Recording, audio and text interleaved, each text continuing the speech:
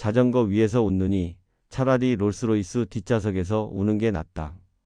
혹시 이 섬뜩하고도 유명한 말을 들어보신 적 있으신가요? 가난하지만 행복한 삶보다는 불행하더라도 돈방석 위에 앉겠다는 이 노골적인 욕망의 주인공. 바로 세계적인 명품 제국 구찌의 마지막 황태자비 파트리치아 레지아니가 한 말입니다. 그리고 그녀는 결국 자신이 그토록 원하던 롤스로이스를 지키기 위해 정말로 남편을 청부 살해하고 맙니다. 영화보다 더 영화 같은 막장 드라마에나 나올 법한 구찌 가문의 피비린내 나는 비극. 화려한 구찌 로고 뒤에 숨겨진 탐욕과 배신, 그리고 그녀가 감옥에서 나와 지금 매년 수십억 원을 받으며 살고 있다는 충격적인 근황까지. 오늘은 명품 가문의 우아한 겉모습 뒤에 숨겨진 추악한 진실을 파헤쳐 보겠습니다. 이야기의 시작은 1970년 이탈리아 밀라노의 한 파티장으로 거슬러 올라갑니다. 당시 구찌 창업자의 손자이자 훤칠한 키에 수줍음 많던 명문가 도련님이었던 마우리치오 구찌는 파티에서 한 여성을 보고 첫눈에 반합니다. 화려한 드레스를 입은 매혹적인 여인 바로 파트리치아였죠. 세탁소 집 딸이었지만 야망이 컸던 파트리치아는 마우리치오가 구찌 가문의 후계자라는 사실을 알자마자 그를 사로잡습니다. 하지만 구찌 가문의 반대는 극심했습니다. 마우리치오의 아버지 로돌포 구찌는 그 여자는 내 돈을 노리는 속물이다. 결혼하면 유산은 한 푼도 없다며 결사반대했죠. 하지만 사랑에 눈이 먼 마우리치오는 집을 뛰쳐나왔고 처가살이까지 감행하며 1972년 결혼식을 올립니다. 결국 자식 이기는 부모 없다고 아버지는 며느리를 받아들이고 뉴욕의 펜트하우스와 거대한 유산을 물려주죠. 이때까지만 해도 그들은 전 세계 사교계를 주름잡는 가장 아름다운 커플이었습니다. 파트리치아는 구찌의 여왕으로 군림하며 사치의 끝을 보여줍니다. 난초를 가꾸는 데만 한 달에 수천만 원을 쓰고 두 딸을 낳으며 남부러울 것 없는 삶을 살았습니다. 하지만 이 동화 같은 이야기는 마우리치오가 경영권을 잡으면서 산산조각 나기 시작합니다.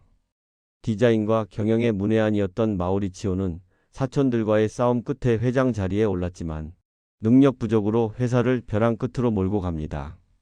반면 야망이 컸던 아내 파트리치아는 남편을 조종하려 듭니다. 당신은 구찌를 망치고 있어. 내 말을 들어야 해. 이렇게 말이죠. 사사건건 간섭하는 아내에게 질려버린 마우리치오는 어느 날 출장 다녀오겠다며 집을 나선 뒤 친구를 통해 일방적으로 이혼을 통보합니다. 그리고는 다시는 집으로 돌아오지 않았죠. 더 충격적인 건 그 후였습니다. 집을 나간 마우리치오가 어린 시절 친구였던 파올라 프랑키라는 금발의 여성과 동거를 시작한 겁니다.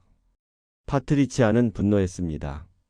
자신이 구찌 가문의 안주인이라는 자부심 하나로 살았는데 남편이 딴 여자와 살림을 차리고 재혼까지 하려 하다니요. 만약 마우리치오가 재혼하면 위자료도 줄어들고 자신의 딸들이 받을 유산도 반토막이 날 상황이었습니다. 그녀에게 남편의 재혼은 곧 신분 추락이자 파산을 의미했습니다. 이때부터 파트리치아의 집착은 광기로 변합니다.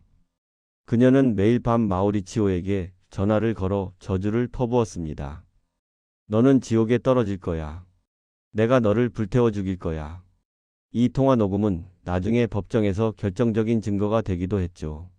이성적인 판단이 마비된 파트리치아는 의지할 곳을 찾습니다. 바로 그녀의 단짝 친구이자 점술가였던 피나 아우리엠마였습니다. 파트리치아는 점술가에게 묻습니다. 마우리치오가 죽으면 내가 행복해질까? 점술가는 그렇다고 답하죠. 상류층 만님으로 살던 파트리치아가 직접 손에 피를 묻힐 수는 없었겠죠. 결국 그녀는 점술가를 통해 청부살인업자를 찾게 됩니다. 그런데 여기서 기막힌 사실이 하나 있습니다. 세계적인 재벌가를 상대로 한 암살인데 고용된 킬러들이 너무나 어설픈 동네 잡범들이었다는 겁니다. 빚에 쪼들리던 피자 가게 주인, 그리고 실직한 정비공. 착수금은 고작 몇천만 원 수준이었습니다. 명품을 좋아하던 그녀가 정작 살인 청부는 최저가로 진행한 셈이죠. 운명의 날인 1995년 3월 27일 아침. 마우리치오 구찌는 평소처럼 밀라노의 사무실로 출근하고 있었습니다. 그가 건물 계단을 오르던 순간 뒤에서 나타난 낯선 남자가 권총으로 세 발을 쐈고 쓰러진 마우리치오의 머리에 마지막 확인 사살까지 가했습니다. 구찌의 마지막 후계자는 그렇게 허망하게 46세의 나이로 생을 마감합니다. 범인이 잡히지 않아 미제로 남을 뻔했던 이 사건은 2년 뒤 공범들끼리 돈 문제로 싸우다 덜미가 잡히면서 전모가 드러납니다. 경찰이 파트리치아를 체포하러 갔을 때 그녀는 태연하게 모피 코트를 걸치고 다이아몬드 보석을 주렁주렁 매단 채 연행되었습니다. 경찰서에서도 나는 구찌 부인이다. 더우니까 창문 좀 열어라며 호통을 쳤다고 하죠. 가장 소름 돋는 증거는 그녀의 일기장이었습니다. 남편이 살해당한 그날 그녀는 일기장에 단 한 단어를 아주 크고 굵게 적어 놓았습니다. 그것은 바로 그리스어 단어인 파라데이소스. 이 단어는 천국 또는 낙원이라는 뜻입니다. 남편이 죽은 날이 그녀에게는 비로소 천국이 시작된 날이었던 겁니다. 재판 내내 파트리치아는 혐의를 부인했지만 결국 징역 29년형을 선고받습니다. 이탈리아 언론은 그녀에게 검은 과부라는 별명을 붙여주었죠. 그런데 감옥 생활도 평범하지 않았습니다. 그녀는 모범수로 가석방될 기회가 있었지만 스스로 거부했습니다. 판사가 나가서 직업을 구하고 사회봉사를 하면 풀어주겠다고 제안하자 그녀는 이렇게 말합니다. 나는 내 평생 단 하루도 일해본 적이 없어요. 앞으로도 일할 생각이 없습니다. 차라리 애완 패럿 밤비와 함께 감방에 남아 있을래요. 정말 뼛속까지 귀족 마인드라고 해야 할까요? 아니면 현실 감각이 없는 걸까요? 그녀는 감옥에서 애완용 패럿을 키우며 유유자적하게 지냅니다. 그리고 2016년 18년을 복역한 끝에 그녀는 석방되었습니다. 자, 여기서부터가 진짜 충격적인 반전입니다. 남편을 죽인 살인범이 출소 후 빈털터리가 되었을까요? 천만에요. 그녀는 출소하자마자 구찌 가문을 상대로 소송을 겁니다. 남편이 죽기 전에 나에게 매년 15억 원을 주기로 계약했었다. 그 돈을 밀린 것까지 다 내놔라. 상식적으로 말이 안 되잖아요? 자기가 죽인 남편의 돈을 달라고 하다니요. 그런데 법원은 놀랍게도 파트리치아의 손을 들어줍니다. 살인죄와 이혼합의 계약은 별개다라는 논리였죠. 결국 법원은 그녀가 복역 기간 동안 누적된 미지급분까지 포함해 총 200억 원이 넘는 돈을 소급하여 받을 자격을 인정했으며 지금도 구찌 가문의 유산으로 매년 10억 원 넘는 돈을 받으며 밀라노에서 호화롭게 살고 있습니다. 어깨에 앵무새를 얹고 쇼핑을 다니는 그녀의 모습이 종종 목격되기도 하죠. 남편을 죽이고도 남편이 남긴 돈으로 롤스로이스를 타는 여자. 파트리치아 레지아니. 최근 한 기자가 길을 걷는 그녀에게 물었습니다. 부인, 왜 직접 총을 쏘지 않고 청부업자를 썼습니까? 그녀가 한 말은 충격적이었습니다. 총알이 빗나가는 걸 원치 않았어요.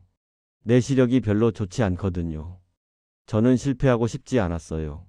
그녀는 과연 승리자일까요?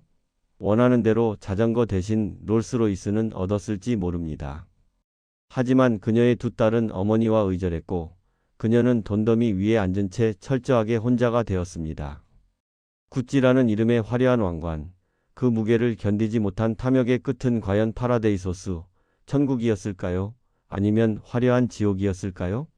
댓글로 여러분의 의견을 남겨주세요. 그리고 오늘 이야기가 흥미로우셨다면 구독과 좋아요 부탁드립니다. 여러분의 클릭 한 번이 더 나은 콘텐츠를 만드는 큰 힘이 됩니다. 그럼 다음 시간에 더 알찬 내용으로 글로벌 지식탐구를 이어가겠습니다.